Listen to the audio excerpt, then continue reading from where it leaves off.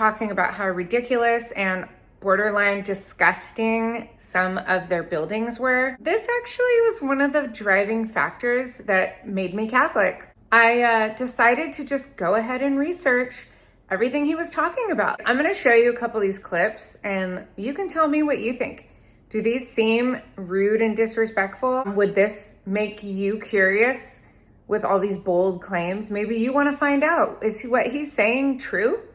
Well, we'll find out. I don't know whether I love it for architecture, and it's a 1,600-year-old building. Like there's not very many buildings you walk into that are this beautiful, that are, almost 2,000 years old. That's amazing. But really, I don't know whether to be impressed or grossed out. What do you mean? Well, when you go to the Church of the Holy Sepulchre, millions of people come and visit it every year. We brought Athey Creekers there. We're walking through the marketplace there in Jerusalem, but we finally get to the opening of the church. And when you get inside, there's people worshiping the building, wiping the stones with their hair and their relics and their prayer beads, and they're wanting to get some of the DNA of Jesus. See this stone right here? This stone that these people are rubbing their prayer beads and their little implements and stuff on. They claim this is where Jesus' body was laid and wrapped him up in his grave clothes. So in the Catholic tradition or the Greek Orthodox tradition, these are the things that happened here. Now, is this the place where it happened?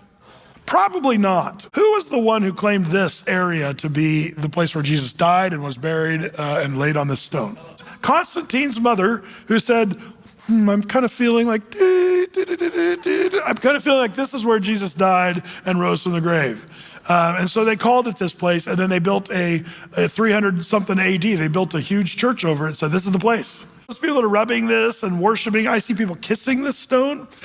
But Brett, Jesus lay there. We don't even know that. And even if he did, could it be possible that it becomes really wrong, really, really wrong to get more into the rock itself than actually the rock, Jesus Christ? And it gets really ugly. In fact, it gets worse from that. Once you go from there in the Church of the Holy Sepulchre, chrome everywhere, okay, silver, gold. It's just God. You see the lady crawling on her knees underneath there to see where Jesus was buried, and people are lighting candles and all this stuff. As it turns out, it's hard to find Jesus there. There's saints. There's saints everywhere, statues. There's, of course, Peter, who is the head of the church. And there is one Jesus you can find, and it's right here. I just put a picture in there. That's the Jesus, and he's honoring the Pope down at his feet. But this is the statue of Peter, and they've kissed his feet so many times, they've kissed his toes clean off. If you look closely, there's no more toes. They've kissed them off with their lips. Do you realize how many...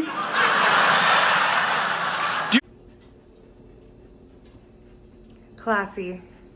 You realize how many lips it takes to lick the toe off of a Peter? By the way, I guarantee if Peter were to come back and stand before St. Peter's Basilica in Rome, I guarantee Peter would rip his clothes. We can miss it. And it's not just the Catholic Church, it's the Protestant Church. We get into our relics and all our stuff, but even our religious practices can become evil and wrong. That's actually a building the Catholics built over Peter's house in Capernaum. Now, one thing that's interesting about this one is we do think this is where Peter lived, and there's all kinds of archaeological evidence for that. So they built this spaceship over this, and what a bummer. Like, you can't even see it anymore because the spaceship is covering the place where Peter actually lived. From there to Rome, Rome is just steeped in tradition and relics and what have you. I've been there a few times, and this is the Church of the Three Fountains. I brought Athey Creekers there once, and this is a beautiful church, but it commemorates, it's built because this is where Paul's head bounced off the ground. That's why you have a head of Paul there. It looks unconscious because it's separated from his body. The reason it's called Three Fountains is when Paul's head, this is what they say. These are the Catholics believe this. They built a whole beautiful cathedral for this because they believe when Paul's head hit the ground, it bounced 3 times. And every time Paul's head hits the ground, a water of fountain came from out of the earth. And that's what happened. They believe this work out, So the guy got beheaded, but I measured from each place where the water was coming out, each of the 3 spots, and they're like 50 feet apart. And I was thinking, okay, so if his head, let's see, carry the one, his head had to be going like 80 miles an hour, hit all those spots. And, oh man, I just don't see how that's possible. And it's definitely not a way to get ahead. But sorry. But no, they really believe this. Oh yeah. Let's just make jokes at someone who literally was martyred for their faith. Oh, and this is the best part. Take the bottom layer off and you get to that little piece of matzah bread. And then you turn it over and you can open up the cup and expose the juice there. And this is just what Jesus said, do this often in remembrance of me. Let's take communion. Let me open up my tiny little plastic cup of grape juice and a little piece of bread because Jesus just said, do this in remembrance of me. It's just a symbol. I have several more videos that I can pull up for reference, but this was just